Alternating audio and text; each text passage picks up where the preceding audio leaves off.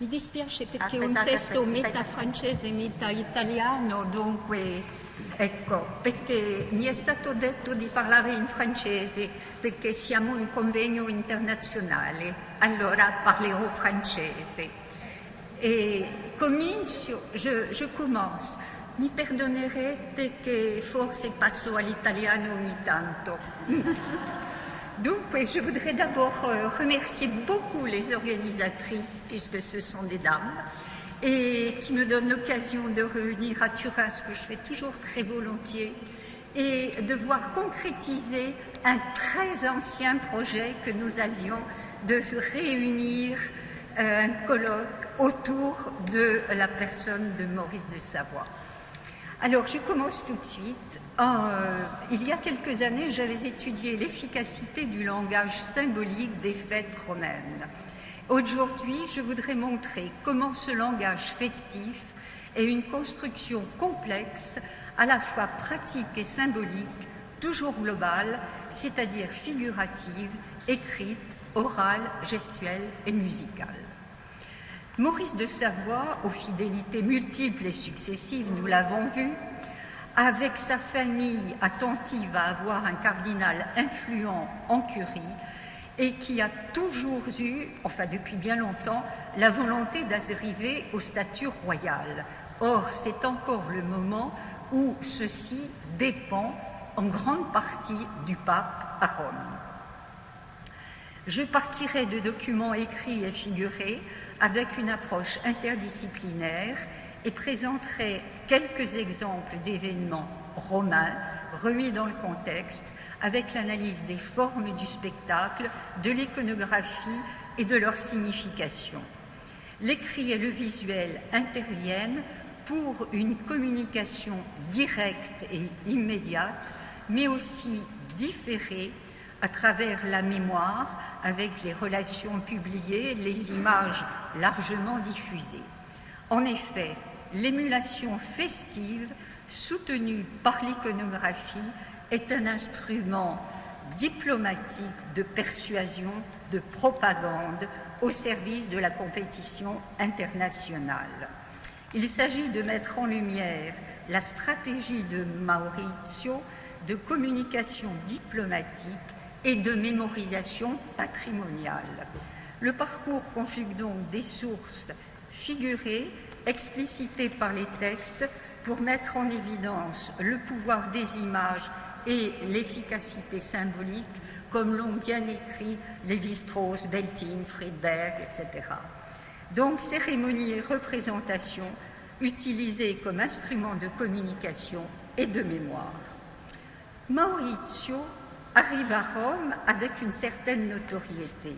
En effet, quatrième fils du duc de Savoie, il reçoit, on n'a pas vu beaucoup d'images de Maurizio, donc je vous présenterai quelques images, quelques portraits qui ne sont pas des portraits de Racconigi, où il y a des collections effectivement qui ont été rappelées. Donc quatrième fils, et qui reçoit bien sûr une éducation de prince. Et après de longues négociations de son père, il est fait cardinal à 14 ans, en 1607, ce qui est un grand succès familial. Il prend ses fonctions tardivement, sans grande festivité.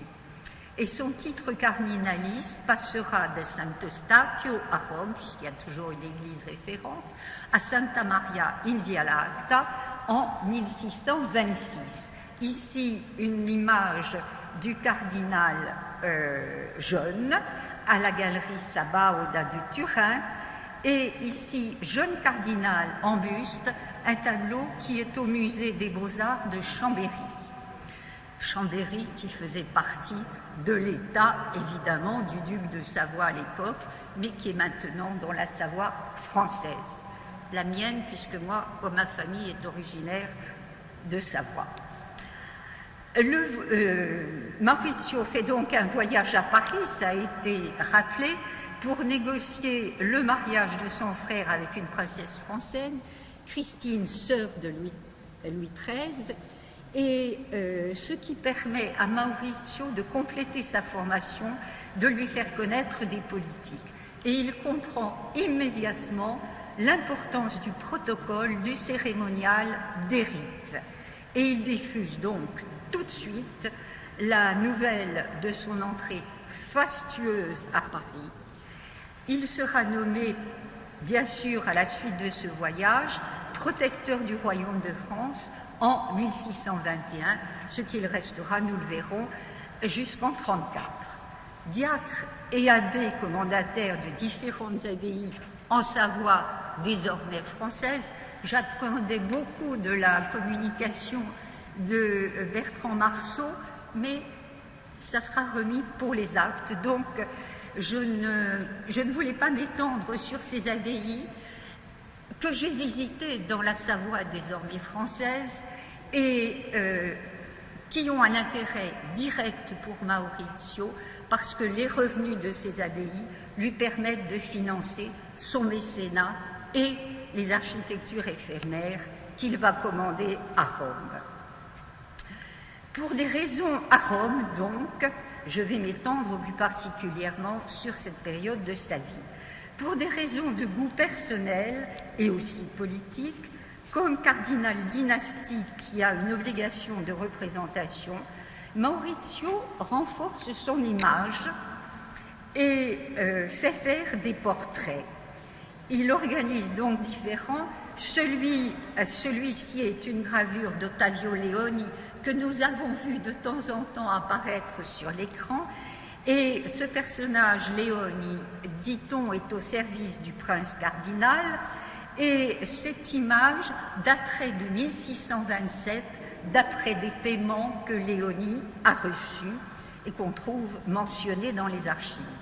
Il s'adresse aussi à des étrangers comme le flamand François Duquesnoy, qui était un ami de Poussin, le grand peintre français, et figure éminente, ce Duquesnoy, du classicisme, et comme contre-figure du Bernin, le Bernin que Maurizio ne fera pas travailler. Et ce buste de marbre, et que vous connaissez bien ici à Turin, puisqu'il est à la galerie Sabaudia, et dont il y a un bozzetto de terre cuite à Rome. Et on dit que, suivant l'interprétation néoplatonicienne, que derrière les apparences se montre le caractère, ce buste de classique est un portrait pour être, un portrait moral qui révèle l'ambitieux projet. Et alors je vous montre un portrait que j'ai eu l'occasion de voir bien des années au Palais Farnèse, un portrait de cardinal dont on ne sait pas comment il est arrivé à l'école française au Palais Farnèse de Rome et qui pourrait, selon certaines historiennes de l'art bien connues comme Marisa Dalai ou Michela Di Marco, ou des restaurateurs qui l'ont vu, qui l'ont sorti du cadre, qui l'ont bien examiné et qui suggèrent que ce pourrait être un portrait du cardinal et non pas de Guido Reni, mais c'est pas un chef-d'œuvre, mais c'est pas non plus n'importe quoi, et il pourrait être fait par un peintre de l'école bolognaise, peut-être dans l'ambiance de Guido Reni. Bon, c'est une hypothèse.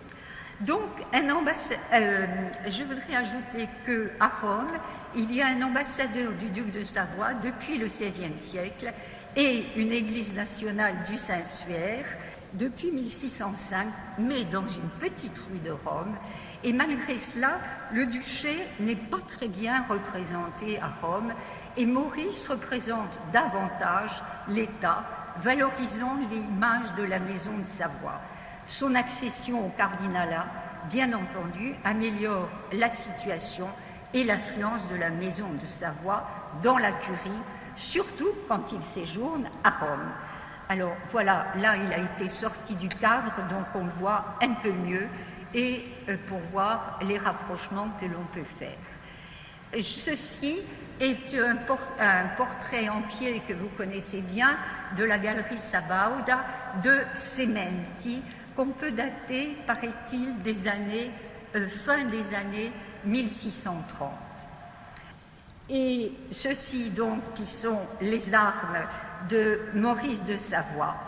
Et Maurice de Savoie, qui est attentif à défendre son image et celle de sa famille, avec cette allégorie bien connue d'une gravure de Mélan, d'après un dessin de Simon Vouette, de 1625. Je vous rappelle que 1625, c'est l'année sainte, donc le jubilé, une époque importante, et où l'on voit représenter au centre Maurizio en Apollon Soleil, qui tient dans la main droite les armes de la famille surmontées du chapeau de cardinal, entouré de personnages de la famille de la maison de Savoie, avec les noms inscrits sur les différents piédestals, avec le fameux FERT qui est l'emblème de la famille. Et à droite, vous voyez le frère Tommaso qui est en train, avec sa massue, d'assommer l'hydre de Lerne. Et sur d'autres images de cette gravure, à partir du dessin de Mélan, il n'a pas la massue, mais il a une torche enflammée. Mais ça, c'est une autre image. Je passe un peu rapidement. Donc, le prince cardinal séjourne à Rome à plusieurs reprises. En 1621, il arrive trop tard pour participer à l'élection du pape Grégoire XV, lui de Visy. En revanche, il joue un rôle, on l'a entendu, très actif pour l'élection du pape Urbain VIII Barberini, et il se lie à la famille Barberini, en particulier au cardinal Antonio, qui était très influent sur le plan du mécénat et grand organisateur de fêtes, et qui lui succédera comme protecteur de la France en 1634, quand il abandonne. Et Maurizio est un homme de grande prodigalité pour accueillir ses hôtes. Il s'entoure de fastes et n'hésite pas à acheter des habits de prix, rebrodés de plumes, comme on a pu voir sur les balais. Et Emmanuel Tesauro, dans un panégyrique du cardinal de 1627, écrit « La magnificenza è l'ornamento del principe ». Donc, le résultat est que Maurizio entre dans le jeu de la concurrence et de l'émulation des mécènes romains. Ces cérémonies sont des auto-représentations somptueuses, et on raconte qu'à son entrée dans Rome, il s'était fait suivre de 150, ou on parle aussi de 200 carrosses. Il prend différentes initiatives pour démontrer son rang, et en particulier, il participe aux cérémonies et aux fêtes données par la noblesse romaine, en particulier lors du carnaval, qui est la grande saison hivernale. Et en 1624, il organise une grande mascarade qui défile dans les rues de Rome pendant plusieurs jours avec des personnages. Ah, ben ça, c'est pour vous montrer une autre image allégorique, puisque Maurizio n'est pas le seul à faire des images allégoriques. Il y en a ici une gravée par Greuter pour Francesco Barberini. Et je voulais vous montrer cette fresque du palais Farnèse d'Annibale Carracci, qui montre un cortège de Bacchus, retour des Indes, qui est le thème de cette mascarade que Maurizio fait défiler dans les rues de Rome en 1624. Et on a l'impression que les personnages descendent des fresques des palais romains ou des peintures, comme par exemple celle du peintre Poussin. Et ces fêtes, oui, du carnaval avaient été inspirées par Teodoro Ameiden, qui avait fait la scénographie. Et Filippo Dallier, évidemment dont on a déjà parlé, qui était venu avec lui de Turin, puisqu'il organise ses fêtes à Turin et il le fait ensuite à Rome. Et en effet, Maurizio propose des fêtes et des spectacles dans son Académie dei Deziosi, dont on reparlera, également inspiré par Emmanuel Tesauro, arrivé avec lui de Turin avec Marino. Le prince cardinal Maurizio avait des revenus importants, mais ça ne suffit pas toujours, et pour des raisons essentiellement financières, en 1627, il doit quitter Rome et retourner à Turin. Il revient à Rome en 1635, de 35 à 37, le prince cardinal est de nouveau à la conquête de Rome. Et en effet, à la suite de différends avec son père, il n'est pas d'accord avec la nouvelle politique vis-à-vis de la France et après le traité de Rivoli, il laisse donc le protectorat de la France et il vient s'installer à Rome sans pourtant oublier son identité nationale et dynastique. Il a un rôle très actif en curie parce que c'est un homme cultivé, apprécié par le pape Barberini, et il inspire souvent les choix culturels des Barberini.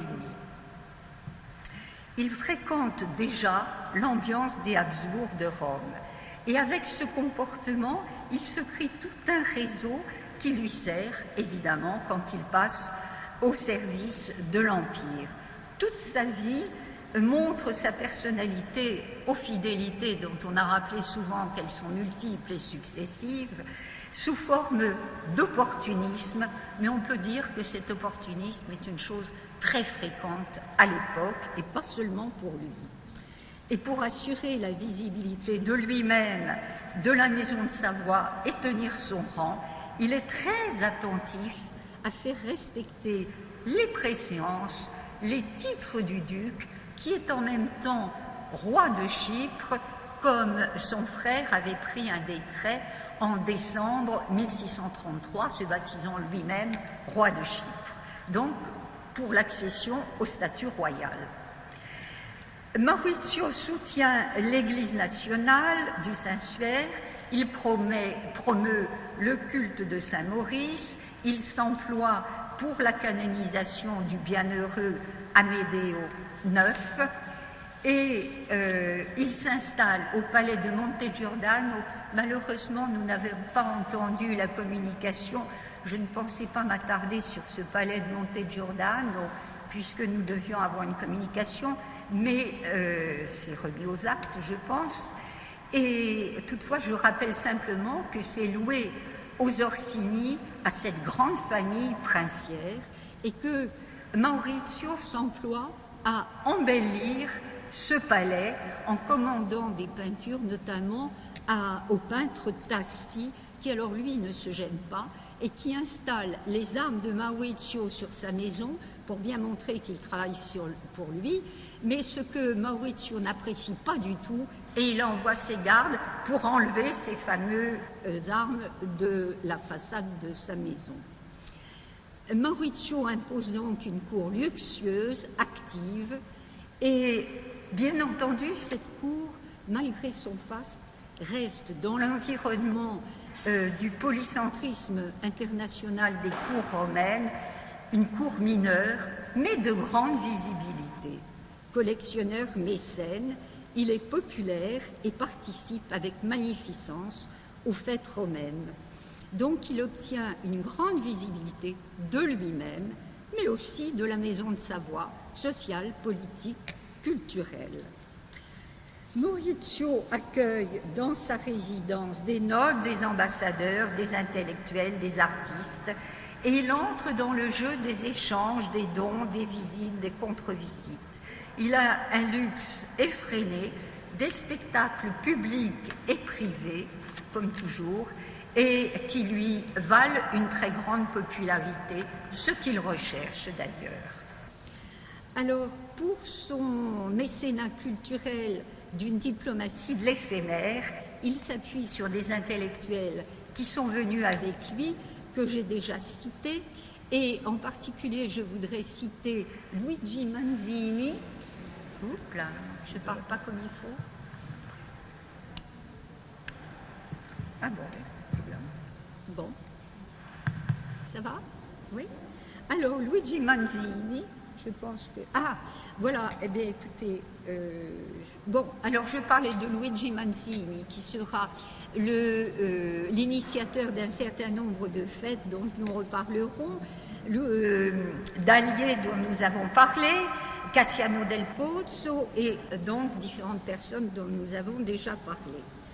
Et avec les musiciens qui sont venus de Turin et les musiciens pour lesquels ils louent un palais pour pouvoir les loger. Nous en reparlerons, je pense, demain.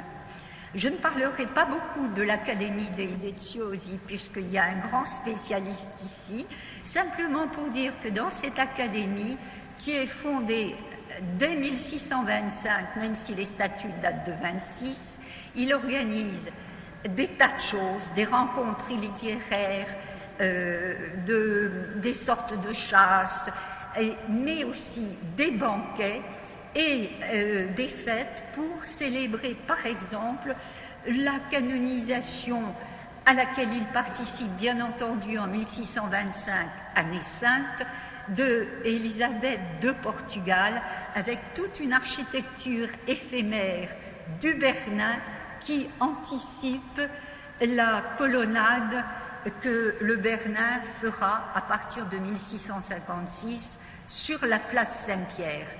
Mais beaucoup de fêtes sont organisées par Maurizio dans cette Académie dei Deziosi à l'occasion de cette cérémonie de canonisation. Il prend tous les prétextes pour organiser des fêtes qui montrent sa présence à Rome et son luxe. Voilà.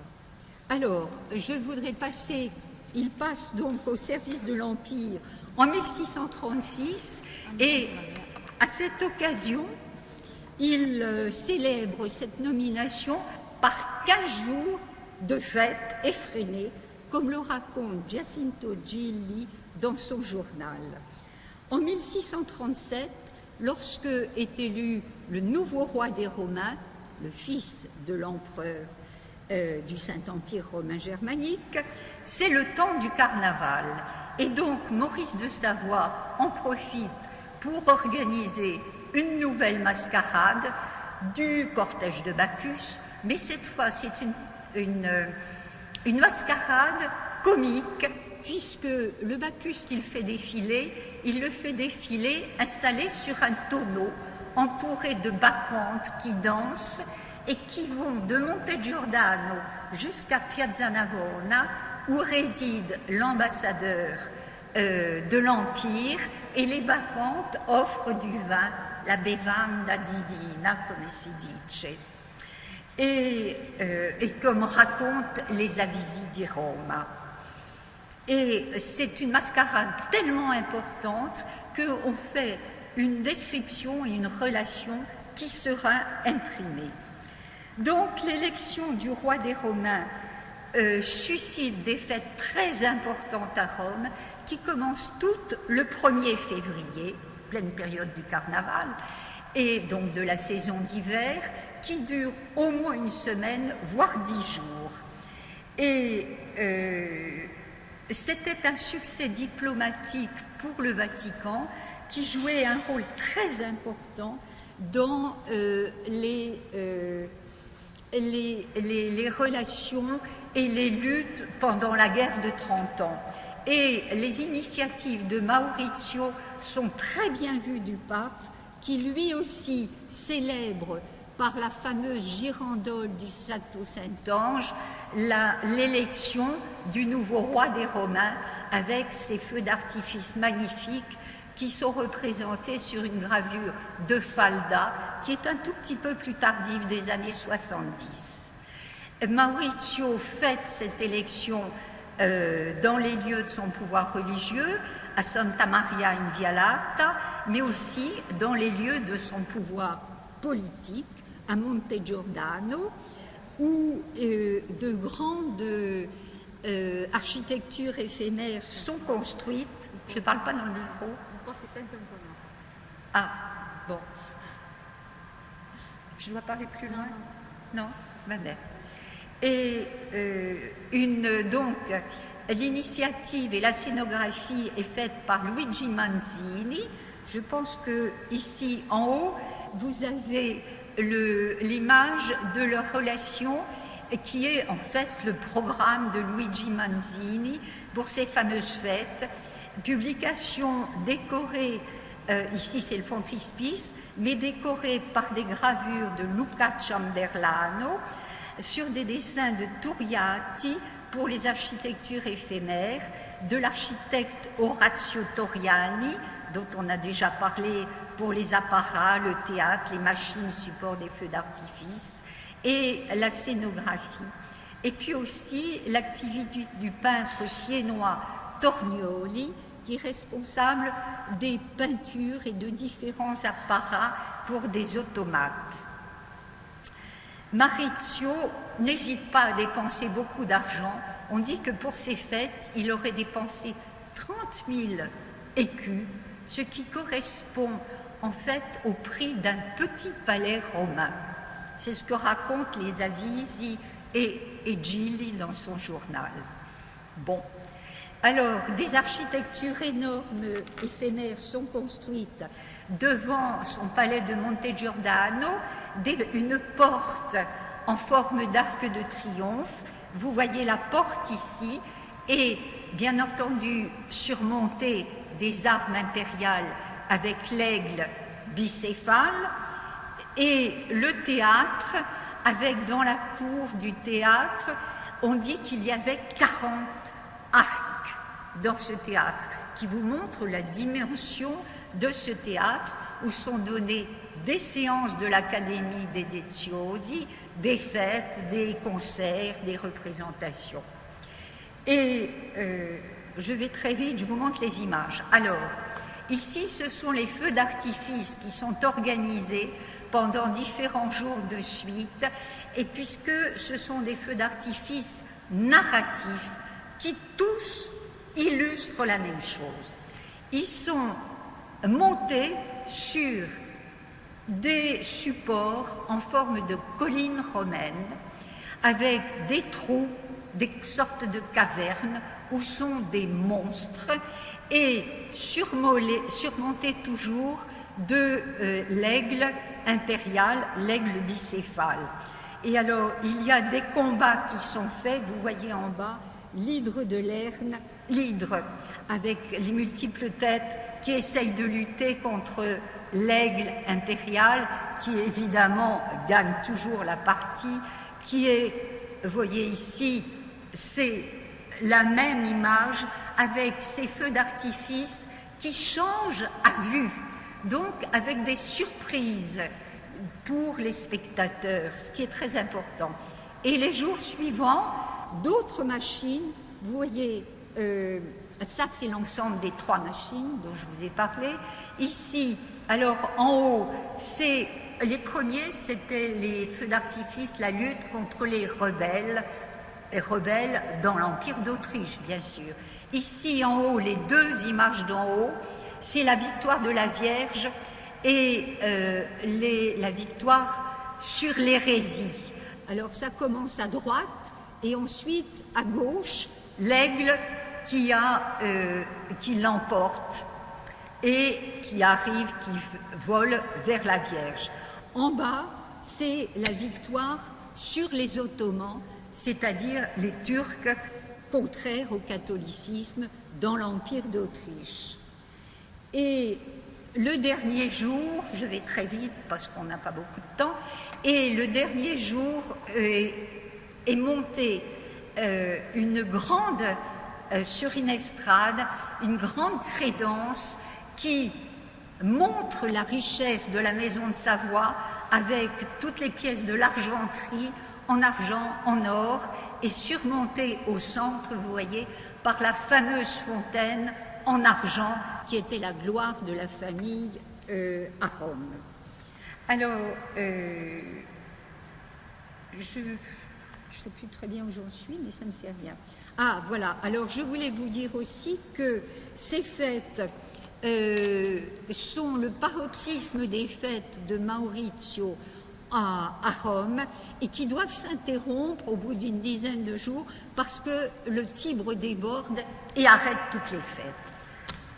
Pourtant, d'autres fêtes ont eu lieu parce que Maurizio faisait partie du contexte et d'un réseau de l'Empire austro-hongrois, et en particulier les autres responsables de l'Empire donnent des fêtes, comme par exemple le marquis de Castel Rodrigo, qui est l'ambassadeur d'Espagne, puisque l'Empire d'Autriche, l'Espagne et Maurizio de Savoie sont liés.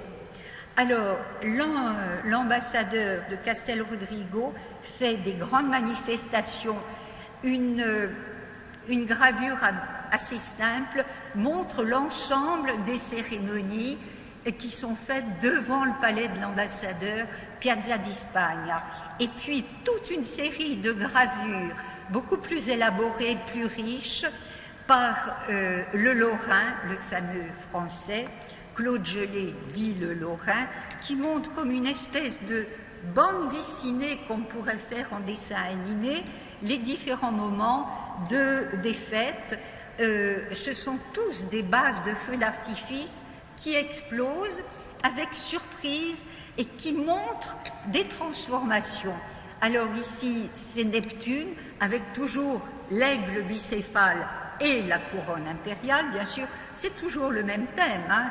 Les collines romaines, l'aigle bicéphale et la lutte contre l'hérésie pour le catholicisme, toujours. Alors ici, voyez un Atlante agenouillé sur le Sopor et qui porte le monde, qui va exploser, qui monte la terre étoilée et qui explose, qui montre la tour qui est censée représenter le royaume d'Espagne, la Catalogne, mais c'est tout le royaume d'Espagne qui explose aussi et qui se transforme, qui montre une tour ronde, qui explose elle-même et qui montre, vous voyez, apparaître un cavalier. C'est le nouveau roi des Romains qui est ici devant le palais de Propaganda Fide. Il y a Propaganda Fide et le palais de l'ambassadeur d'Espagne, Piazza di Spagna. Et c'est à la mode espagnole une statue mobile qui entre dans le palais de l'ambassadeur d'Espagne. C'est un automate à la mode espagnole qui rend présent à Rome la personnalité de ce nouveau roi des Romains, toujours avec les mêmes thèmes. Bon, j'avance et je voudrais montrer aussi, alors ça c'est le Bozzolo, le prince de Bozzolo, qui est l'ambassadeur de l'Empire, qui réside Piazza Navona à Rome, qui lui aussi organise des fêtes, toujours qui commencent le 1er février, elles commencent toutes en même temps, sur le même thème, avec des feux d'artifice. Désolé, c'est un peu petit. Alors il y a tout un théâtre qui est avec des portes et où on peut voir à droite la Louve et à gauche des lions. Et puis différentes machines. Alors vous voyez là en dessous, pour un feu d'artifice où il y avait un personnage qui représente la Bohème, qui transperce l'hérésie, et de l'autre côté c'est la Hongrie qui transperce un Ottoman, et tous les deux qui tendent leur propre couronne vers la couronne du nouvel élu. Et en bas, c'est une tour qui représente l'Empire dans sa globalité. Et alors, ici, je vous montre la place Navone à Rome, où il y a les différentes festivités qui se déroulent dans cet espace, avec le palais de l'ambassadeur. Ici, là, c'est la place de Sant'Apollinare, où il y a le collège austriaco-ungarico, et ici, l'église de Sainte-Agnès, donc l'église nationale espagnole, ici le Palazzo Madame, avec la rue qui est aujourd'hui la Corsia Agonale, et là, dans le palais Madame, réside l'auditeur de Roth, Mottmann, qui représente lui aussi l'empereur d'Autriche-Hongrie et qui donne des fêtes mobiles lui aussi, des feux d'artifice narratifs qui explosent petit à petit et qui sont devant son palais, mais aussi dans la rue et qui avancent jusque sur la place. Alors, il y a des fêtes qui se font à différents endroits et que les spectateurs peuvent voir toutes les fêtes en même temps. Et c'était fait pour montrer l'importance de ces festivités. Alors ici, ce sont les fêtes de l'auditeur de Roth devant le palais Madame, là tout en haut. Et en haut, vous voyez à droite, c'est Hercule qui lutte avec sa massue contre l'hydre de Lerne. Et alors, les différentes têtes s'illuminaient petit à petit. Comme ça faisait un jeu de lumière avec les feux d'artifice, bien entendu. Et puis ensuite, évidemment, c'est l'aigle vainqueur. Et en bas, une machine où il y a évidemment dominé la colline, dominée par l'aigle bicéphale. Et puis, vous voyez en bas un centaure qui sort de cette espèce de caverne, qui va tenter de lutter contre l'aigle impérial, qui évidemment est vainqueur, et le centaure rentre dans son antre. Donc il y a tout un jeu mobile avec des automates à la mode espagnole. J'essaye d'avancer. Alors, je voulais montrer aussi sur la place du collège Ungarico Austriaco que c'est un lieu où régulièrement on fait des fêtes pour l'élection du roi des Romains. Celle-ci, c'est la précédente en 1619. Ici, malheureusement, on ne voit pas grand-chose. Sur le collège, j'avais organisé une tour, toujours avec le même thème. Ici, c'est devant l'église des Espagnols, et ici, c'est devant l'église nationale autrichienne, Via dell'Anima, c'est-à-dire de l'autre côté de la Piazza Navona. Et il doit y avoir quelques images. Voilà, les images de ces différents feux d'artifice, bon, avec la tour, les luttes des différents éléments, et voilà, l'image de Santa Maria dell'Anima, les combats. Voilà, alors je voulais terminer pour dire que Maurizio di Savoia, finalement, en 1637, c'est l'apogée de ces fêtes, mais ce sont aussi les dernières fêtes qu'il donne, puisque son frère meurt, et en 1637, les dernières célébrations, ce sont des célébrations qu'il fait dans l'église de son titre cardinalis et pas dans l'église nationale, parce que c'est une fête aussi pour la maison de Savoie, bien sûr, mais aussi politique pour lui. Et il le fait dans son titre cardinalis, parce que, comme vous savez tous, puisqu'on l'a entendu tous ces jours-ci, qu'il entre en lutte contre sa belle-sœur Christine, dont vous avez un portrait par le peintre Mignard, le français Mignard, et finalement c'est la guerre civile.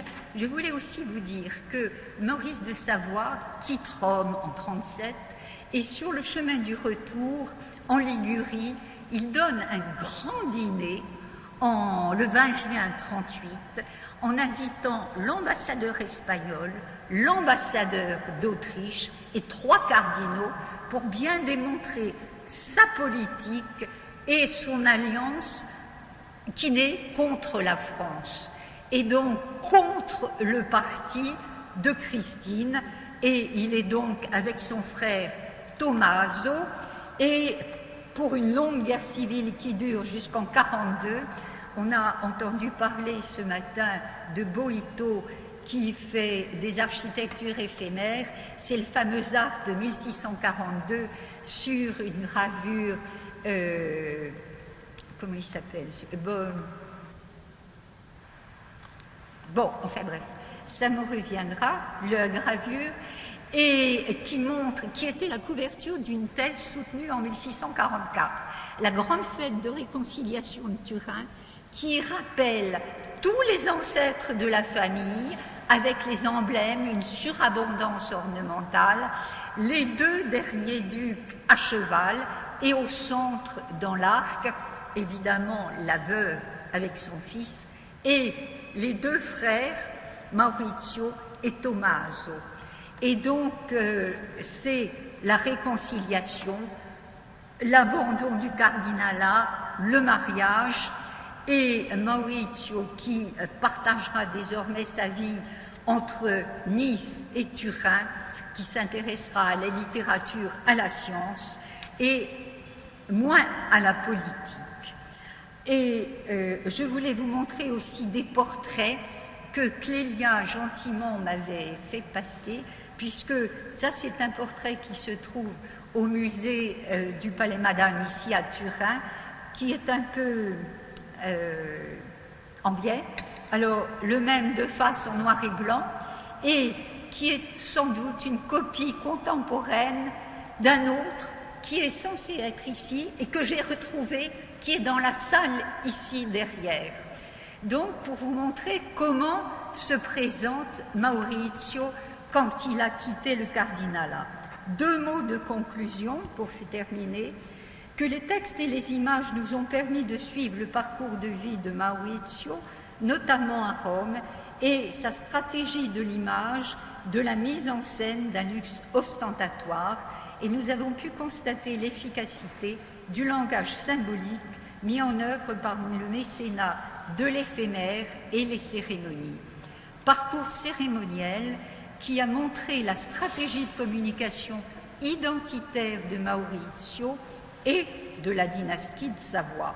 Donc une stratégie de communication diplomatique et de mémorisation patrimoniale. Merci de votre attention.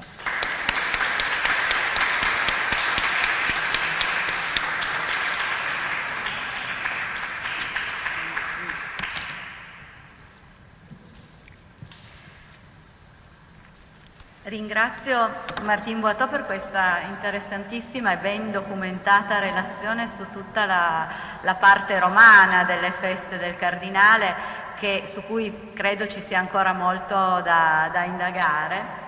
E che è anche e soprattutto per aver sottolineato questo rapporto che hanno le tematiche delle feste con la politica e le alleanze politiche che abbiamo ben visto, no? Quindi da Torino, dal periodo dell'arrivo di Cristina di Francia con le tematiche del sole, dell'Oriente, si passa poi col gioco delle alleanze ad altre tematiche. E quindi questo penso che sia anche questo un campo che meriterebbe un approfondimento maggiore. Tutte le feste sono sempre politiche. Politiche, esatto, assolutamente.